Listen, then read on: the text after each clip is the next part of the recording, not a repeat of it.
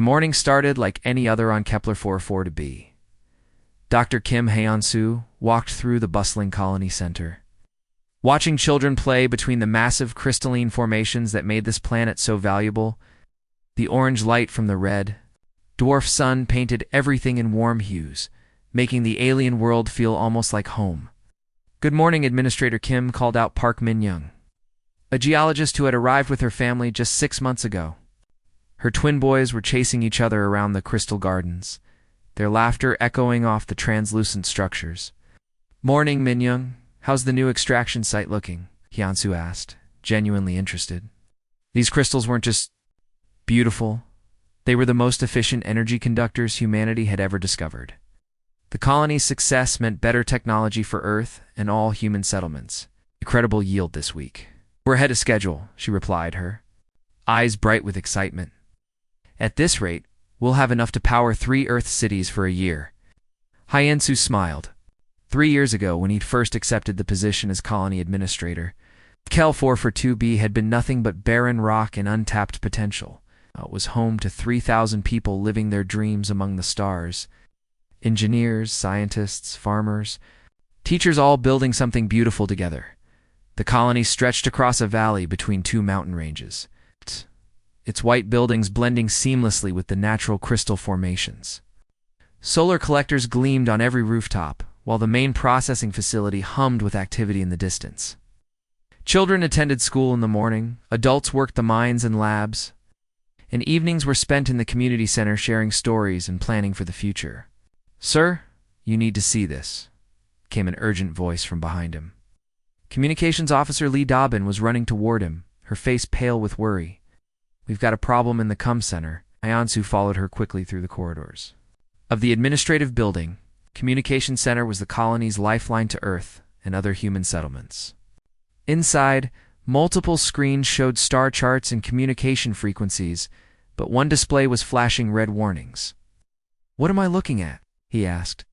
Dobbin's fingers flew across the controls, her 3 years of experience evident in every movement. Massive energy signatures dropping out of hyperspace, multiple contacts, all showing as military-grade vessels.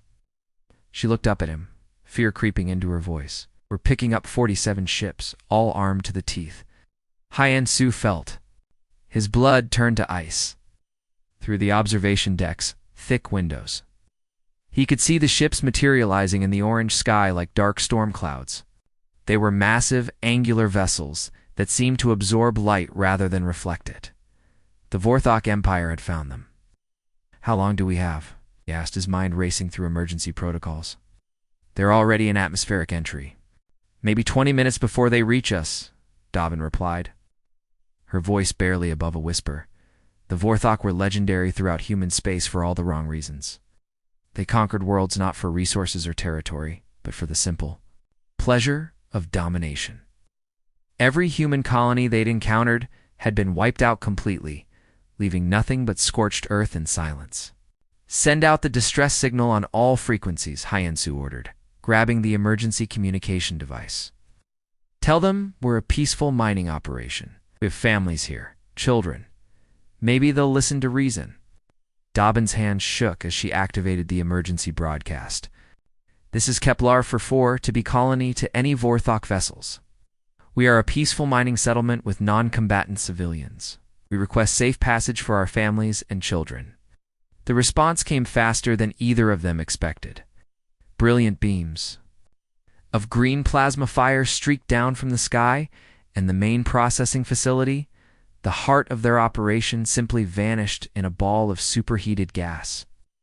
The explosion shook the entire colony, shattering windows and sending people tumbling to the ground.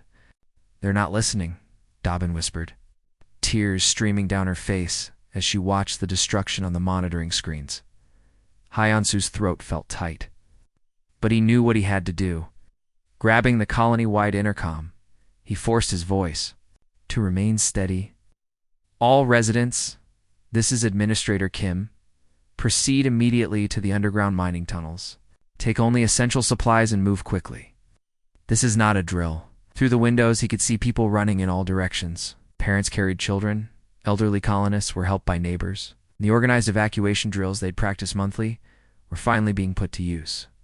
The mining tunnels extended deep into the planet's crust. They would provide shelter from orbital bombardment, at least temporarily. "Sir, what about the distress beacon?" Dobbin asked, still working frantically at her station, even as explosions rocked the colony around them. "Keep broadcasting," he replied grimly. "Someone out there might be listening." High above, in the flagship of the Vorthok fleet, General Kethmer watched the human settlement burn with satisfaction. His forearms worked efficiently across the command console, while his 6 eyes monitored multiple tactical displays. In his long military career, he had conquered dozens of worlds. And humans always followed the same pattern: initial resistance, desperate pleas for mercy, then complete surrender. "Commander, the humans are retreating underground," reported his tactical officer. "Should we deploy ground forces?" Kethmer's mandibles clicked with amusement. "Let them hide like the cowards they are. We'll dig them out when we're ready. This will be over within hours." He'd studied human psychology extensively. They were weak, emotional creatures who prioritized individual survival over victory. Unlike the Vorthok, who were bred for conquest and domination, humans lacked the killer instinct necessary for real warfare. But deep in space, far beyond the orange glow of Kepler-4 for 2b's sun, something was stirring. The distress signal was racing across the galaxy at light speed, carrying with it a message that would change everything. General Kethmer had made a critical error in his assessment of humanity. He had studied the wrong humans. The Deep Space Monitoring Station Cerberus 7 hung in the void like a predator, waiting to strike. From the outside, it looked like any other research facility, but inside was humanity's most dangerous secret. Captain Park Jin-woo stood in the command center, his enhanced muscles rippling beneath his black uniform as he watched the star charts update in real time. For 6 months, he and his team had been stationed here, monitoring the galaxy's communications, and waiting for the call that would unleash Earth's most feared warriors.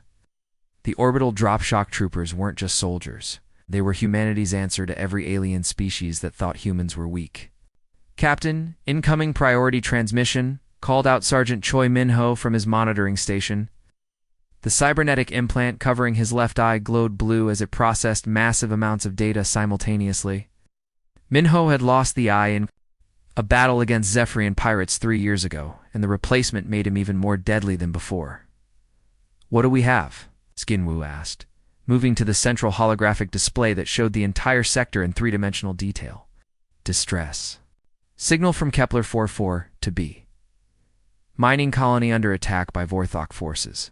Minho's organic eye narrowed as his cybernetic one continued processing. "Sir, this is bad. 47 Vorthok vessels, full military deployment. They're not just raiding, they're exterminating." Jinwoo felt his blood begin to boil. The Vorthok Empire had been humanity's enemy for decades, but they usually stuck to military targets. Attacking civilians was a declaration of war. "Casualty estimates?" he asked, his voice deadly calm. 3,000 civilians, mostly families and researchers, Captain... Minho hesitated, then continued. "Intelligence intercepts suggest they're planning to use the colony as a forward base for an assault on Earth itself." The command center fell silent except for the hum of advanced computers processing data. Jinwoo walked to the viewing portal and stared out at the stars.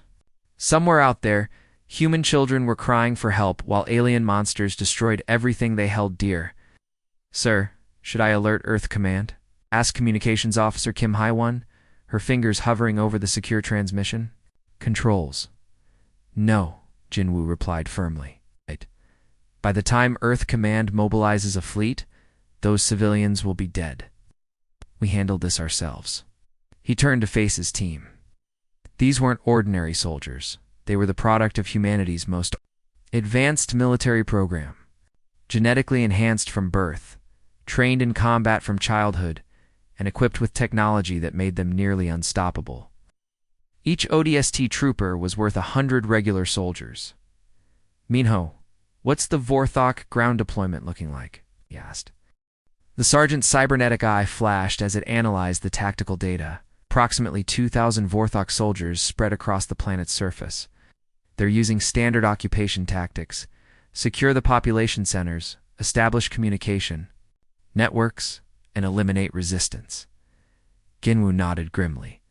The Vorthok were efficient killers, but they followed predictable patterns.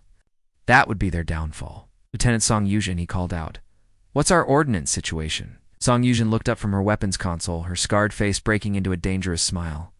She was the team's demolitions expert, and her reputation for creative destruction was legendary throughout the ODST course. Full complement of plasma charges, molecular disruptors, and enough firepower to level a small city, sir. Good. We're going to need every bit of it.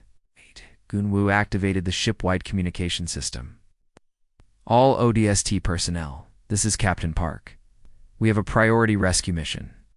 Kepler 44 to B. Civilian population under attack by Vorthok forces. This is not a drill. Throughout the station, 200 of Earth's deadliest warriors began moving with practiced efficiency. These men and women had been chosen not just for their physical abilities, but for their unwavering dedication to protecting humanity. They came from every corner of Earth. Former street fighters from Seoul, mountain climbers from the Alps, deep-sea divers from the Pacific, and urban warriors from every major city. Sir, the Vorthok think they're fighting the same humans they encountered decades ago. Minho observed, his cybernetic eye displaying historical battle data.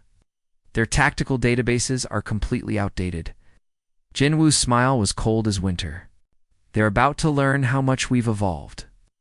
The ODST program had been humanity's response to the harsh reality of galactic warfare. While other species had natural advantages, the Vorthak's superior strength, Zephyrian speed, the Krillians' armor-plating humans had something else entirely. They had the ability to adapt, to learn, and to become better than nature. Intended. Prep the drop pods, Ginwu commanded. Full combat load. Heavy weapons, demolition charges, and enough ammunition to fight a war. Sir, should we wait for reinforcements? Asked Corporal Lee Seungmin, the team's technology specialist. His hands were already flying over his computer console, hacking into Vorthok communication networks. Negative. Those civilians don't have time for us to play politics with Earth Command. We go in fast, we go in hard, and we show the galaxy exactly what happens when you threaten Earth's children. Lieutenant Song Yuzhen began loading her plasma charges with the care of an artist preparing for a masterpiece. Time to send a message. Sir. Jinwu looked around at his team warriors who had volunteered to be transformed into something beyond human limits, who had dedicated their lives to protecting those who couldn't protect themselves. They were ready to drop into hell itself if it meant saving innocent lives. The loudest one we can, he replied. The drop pods began their final preparation sequence, each one a marvel of military engineering designed to deliver a single soldier through hostile space and atmosphere. In 30 minutes, they would be falling toward Kepler 4 to be like meteors of vengeance. The Vorthok had made a fatal mistake. They had assumed humans were still the same peaceful species they had catalogued years ago. But humanity had learned from every defeat, adapted from every loss. It's evolved into something the galaxy had never seen before. They were about to discover that Earth's children were not prey. They were predators. General Kethmer walked through the smoking ruins of what had once been a thriving human settlement, his forearms clasped behind his back in satisfaction. The crystalline formations that had made this colony so valuable now lay shattered, their surfaces reflecting the orange glow of burning buildings. His 6 eyes surveyed the destruction with cold pleasure. Excellent work, Commander Vexel, he said to his second-in-command, a scarred veteran who had helped him conquer 17 worlds. The humans scattered like insects when we arrived. Their weakness never fails to amuse me. Vexel nodded, his mandibles clicking with agreement. The orbital bombardment was highly effective, General. We estimate 90% of their surface. Installations are destroyed. The remaining humans have fled underground like the cowards they are. Kethmer picked up a piece of crystalline debris, examining its perfect structure. These energy crystals were worth more than entire planets, and Now they belonged to the Vorthok Empire. Begin mining operations immediately. I want this planet stripped clean within the month, sir. A nervous communications officer approached, his steps hesitant. We're detecting unusual activity in the upper atmosphere. Multiple small objects. Entering our airspace. Githmer barely glanced at the trembling subordinate. What kind of objects? They appear to be meteorites, general, small, but moving information. It's very precise formation. The general waved dismissively with two of his arms, probably debris from our bombardment being pulled back down by gravity. Focus on finding the remaining humans hiding in those tunnels. I want this extermination completed before nightfall. Above. Captain Park Jinwoo felt the familiar rush of atmospheric entry as his drop pod screamed toward the planet's surface. Through the small viewing port, he could see the orange world growing larger by the second. His enhanced heart rate remained steady at exactly 60 beats per minute, the mark of a true ODST warrior. 30 seconds to impact, announced the pod's computer in a calm female voice. Prepare for combat deployment. Jinwoo's powered exoskeleton hummed to life, its black armor plating sealing completely around his enhanced body. The suit was a masterpiece of human engineering, stronger than Vorthok battle armor, faster than Zephyrian scout gear, and equipped with weapons that could level buildings. All units. This is Cerberus Leader, he broadcast on the secure channel. Remember, we have civilians in the underground tunnels. Watch your fire zones and keep collateral damage to minimum. The first drop pod hit the ground with the force of a small bomb, its impact craters smoking in the alien twilight. The reinforced titanium shell split open like a flower, and Captain Jinwoo emerged in a fluid motion that spoke of years of training. His plasma rifle was already charging, a high-pitched whine audible even over the sounds of destruction around him. Then another pod crashed down 50 meters away. And another. Within minutes, 200 streaks of fire painted the sky as Earth's most dangerous warriors descended like angels of death. "What is that?" shouted a Vorthok soldier, pointing at the falling objects with one of his forearms. "Meteorites," replied his squad leader, but his voice lacked conviction. Meteorites didn't fall in perfect formation. Sergeant Choi Minho's pod impacted near the ruins of the colony's main square. His cybernetic eye immediately began analyzing the tactical situation as he emerged from the smoking crater. 43 Vorthok soldiers within his immediate area, all armed with plasma weapons and completely unprepared for what they were about to face. "Cerberus team, sound off," came Captain Jinwoo's voice through the comm system. "Alpha squad ready," Minho reported, his organic eye scanning for targets while his cybernetic one processed enemy movement patterns. "I count multiple hostile contacts. They look confused." "Bravo squad locked and loaded," Lieutenant Song Yujin's voice crackled through the channel. She had landed near the Vorthok supply depot, her demolitions equipment already armed and ready. "Sir, I'm seeing heavy weapons emplacements. Nothing I can't handle." "Charlie squad ready to dance," added Corporal Lee Seung-min, his technology warfare suite coming online. It's already hacking their comm networks. They have no idea what hit them. The Vorthok soldiers approaching Jinwoo's position moved with the confidence of conquerors who had never faced real opposition. They had studied human military tactics from decades-old databases, expecting to fight farmers and miners with improvised weapons. Instead, they found themselves facing humanity's ultimate evolution. "Open fire," shouted a Vorthok commander, raising his plasma rifle. He never got the chance to pull the trigger. Jinwoo moved like liquid lightning, his enhanced reflexes allowing him to process the battlefield in slow motion. His plasma rifle spoke 3 times in rapid succession, each shot placed with surgical precision. 3 Vorthok soldiers fell before they could even register the threat. Sergeant Minho flanked left, his cybernetic eye tracking multiple targets simultaneously. His weapon fired in controlled bursts, each shot guided by computer-assisted targeting. That made missing impossible. The Vorthok's thick armor plating, designed to stop conventional weapons, offered no protection against human military technology. Lieutenant Song Yujin's approach was more spectacular. Her plasma charges detonated in a chain reaction that sent a dozen Vorthok soldiers flying through the air. The explosion lit up the orange sky like a second sun, and the shockwave shattered what remained of the colony's windows. "This is impossible," screamed a Vorthok officer into his communicator. "These aren't the same humans. They're moving like predators." The first engagement lasted exactly 4 minutes.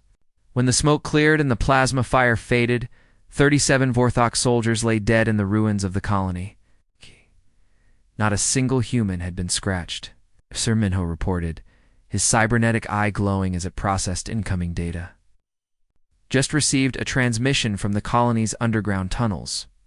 Administrator Kim Hyansu confirms 2,847 survivors still alive." Ginwoo smiled grimly as he surveyed the battlefield.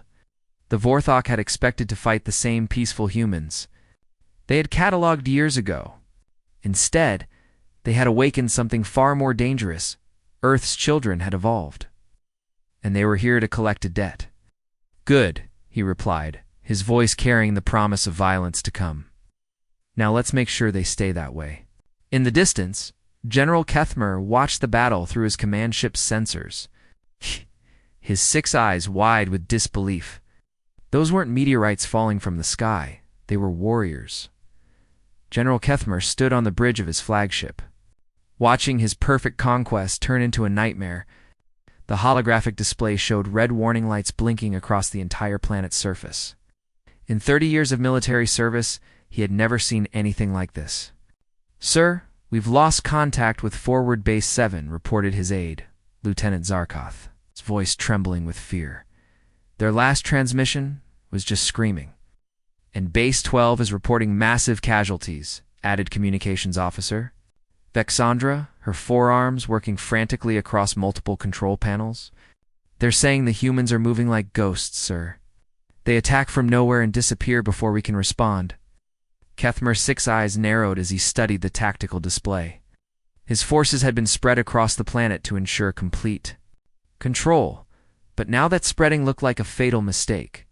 "What exactly are we fighting?" he demanded. The answer came in the form of a brilliant explosion that lit up the planet's night side like a second sun. Lieutenant Song Yuzhen and her demolition team had been busy while the general was asking questions. 3 hours earlier, Yuzhen had studied the Vorthok supply depot through her enhanced scope. The facility was heavily guarded, surrounded by energy barriers and patrolled by dozens of alien soldiers. But she had noticed something interesting. The guards' uniforms were surprisingly similar to human military gear. "Lee Bora, Jin So-young, come here," she whispered to her team members, both experts in infiltration warfare. "I have an idea that's either brilliant or completely insane." "Those are usually the same thing with you, Lieutenant," Biora replied. With a grin, she was a former Special Forces operator who had joined the ODST program after losing her entire unit to Krillian raiders. The plan was simple, but dangerous. Using their powered exoskeleton's adaptive camouflage, they would eliminate a Vorthok patrol, steal their uniforms, and walk straight into the supply depot. The risk was enormous. If they were discovered, they would be outnumbered 100 to 1. "Remember," Yujin whispered as they approached the depot's main entrance, "act confident. Vorthok soldiers don't question orders from their superiors." The stolen uniforms were uncomfortable and smelled terrible, but they worked. The guards at the gate barely glanced at them as they passed through. Inside the depot, massive containers of ammunition, fuel, and supplies stretched in every direction. "Jackpot," whispered So-young, her eyes lighting up as she saw the fuel storage tanks. "One plasma charge in the right place, and this whole facility becomes a crater." They worked quickly and quietly, planting charges throughout the depot while avoiding the patrol routes. Yujin's enhanced reflexes and years of training made her movements fluid and silent. In 15 minutes, they had turned the entire facility into a massive bomb. "Timer set for 10 minutes, Yujin reported as they slipped out the same way they had entered. "Time to find some cover." The explosion that followed could be seen from orbit. The Vorthok supply depot, along with enough ammunition to supply an army, simply ceased to exist. The shockwave shattered windows across half the planet and sent a mushroom cloud climbing into the orange sky. "What was that?" General Kethmer demanded, his bridge shaking from the distant explosion. The main supply depot, sir? It's gone, reported his tactical officer, disbelief clear in his voice. Meanwhile, on the planet's surface, Sergeant Choi Min-ho was executing his own mission with deadly precision. The Vorthok communications array rose 200 meters into the sky, a towering structure of alien metal and crystal that controlled all military communications across the planet. Akim Teho Park Jamin, we're going up? Min-ho commanded his squad. His cybernetic eye had already mapped the tower's structure, identifying weak points and guard positions, using their powered exoskeletons. The three ODST soldiers scaled the tower in minutes, their magnetic grips allowing them to climb the sheer metal surface like spiders. The Vorthok guards never thought to look up in their experience. Nothing could climb their perfectly smooth tower. 12 guards at the top level, Min-ho whispered through his cum. Silent takedown, no alarms. Assault was swift and brutal. Min-ho's cybernetic eye tracked multiple targets simultaneously, while his enhanced reflexes allowed him to move faster than the Vorthok could react. His plasma knife sliced through alien armor like paper, while his squad members eliminated the remaining guards with ruthless efficiency. Tower secured, Min-ho reported. Accessing their communication system now? The Vorthok technology was advanced, but human hackers had been studying alien systems for decades. Within minutes, Min-ho had cracked their security and gained control of the entire network. Cerberus team. This is Alpha Squad, he reported to Captain Jinwoo. We've got control of their comm system, patching you through to their command frequency. Jinwoo's voice suddenly echoed across every Vorthok communication device on the planet. From the smallest personal, come to the massive speakers in their command centers. Attention Vorthok forces. You came here expecting to slaughter defenseless humans. Instead, you've awakened Earth's warriors. Surrender now, and we'll consider letting you live long enough to deliver a message to your empire. The response was predictable. More attacks, more desperate attempts to regain control. But the Vorthok were fighting an enemy that had turned warfare into a science. Every move they made was anticipated, every strategy countered before it could be implemented. Sir, they're using our own tactics against us, reported Commander Vextel, his mandibles clicking with nervousness. They know our standard procedures better than we do. General Kethmer's confidence, built over decades of easy victories, crumbled as he watched his forces being systematically destroyed. These weren't the same humans they had catalogued years ago. These were something entirely new and terrifying, deep in the underground tunnels. Administrator Kim Hyansu listened to the sounds of battle raging above. The explosions and weapon fire had been constant for hours, but somehow he knew the tide was turning. Sir, called out Chief Engineer Park Min-young. We're receiving transmissions from the surface. It's Captain Park Jinwoo. Hyansu grabbed the communication device eagerly. Captain, what's the situation up there? Under control, Administrator? We're systematically eliminating Vorthok positions. Your people are safe. Captain Park Hyansu said, his voice filled with determination. We want to help these monsters. Destroyed our homes, killed our friends. We can't just hide down here while you fight for us. There was a pause before Jinwoo replied. Stay in cover, but if you can provide intel on the terrain, we'll take it. You know this planet better than anyone. Within minutes, colonists began emerging from the tunnels, carrying mining equipment that could be used as weapons. Plasma cutters became assault weapons, mining charges became explosives, and ore haulers became armored vehicles. The colonists had become active participants in their own liberation, and the Vorthok were about to learn that humans fought hardest. When they were protecting their homes, the orange sun was setting over Kepler 442b. When Captain Park Jinwoo began his final approach to the Vorthok command center, the fortified structure had been built in the ruins of the colony's main square, where children had once played among the crystal formations. Now it stood like a metal tumor, bristling with weapons and energy shields. Sir, we've eliminated all outer defenses, reported Sergeant Choi Min-ho through the comm system. His cybernetic eye glowed in the dim light as he coordinated the final assault. The way to the command center is clear. Jinwoo checked his plasma rifle one last time.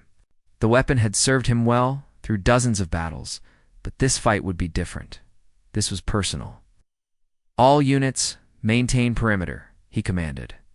I'm going in alone. Sir, that's not tactically sound, protested Lieutenant Song Yujin. We should go in as a team. Negative, Jinwoo replied firmly.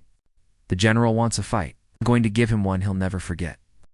The command center's main entrance was a massive door made of Vorthok battle steel, designed to withstand orbital bombardment. But Jinwoo wasn't planning to break it down. He simply walked up to the door and knocked. General Kethmer, he called out, his voice carrying easily through the metal. I'm Captain Park Jinwoo of the Earth Defense Force. I believe you wanted to meet the humans who've been ruining your day. The door slid open with a mechanical hiss, revealing the dimly lit interior of the command center. Emergency lighting cast red shadows across the walls, and the air was thick with the smell of ozone and fear.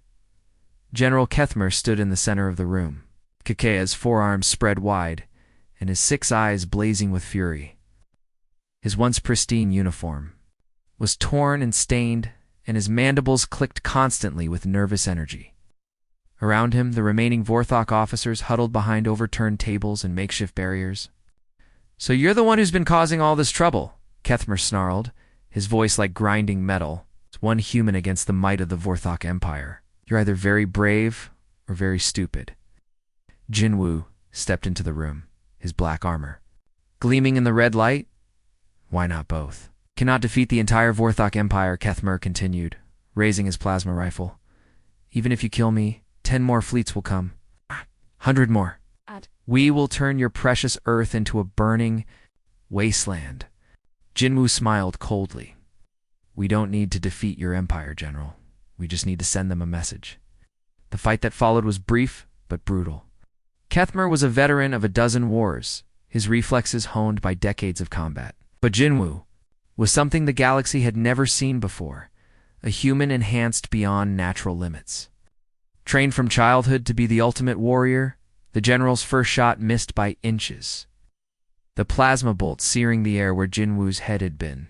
A split second earlier, the captain's enhanced reflexes allowed him to move like liquid lightning, now dodging and weaving through the alien's attacks. Impossible, Kethmer muttered, his 6 eyes tracking Jinwoo's movements.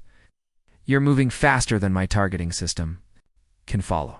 It's because you're still fighting the old humans, Jinwoo replied, his plasma rifle speaking twice in rapid succession. The shots shattered Kethmer's weapon and sent him stumbling backward. The hand-to-hand combat that followed was even more one-sided. Kethmer's 4 arms gave him an advantage in reach, but Jinwoo's enhanced muscles and superior training made the outcome inevitable. Every move the general made was anticipated, every attack countered with devastating efficiency. This is what evolution looks like, Jinwoo said as he pinned the general to the ground. Humanity learned from every defeat, adapted from every loss. We became something better. Within minutes, General Kethmer lay dead at Jinwoo's feet, his 6 eyes staring sightlessly at the ceiling. The remaining Vorthok officers cowered in terror, their weapons forgotten. Cerberus team, this is Captain Park, Jinwoo announced into his comm.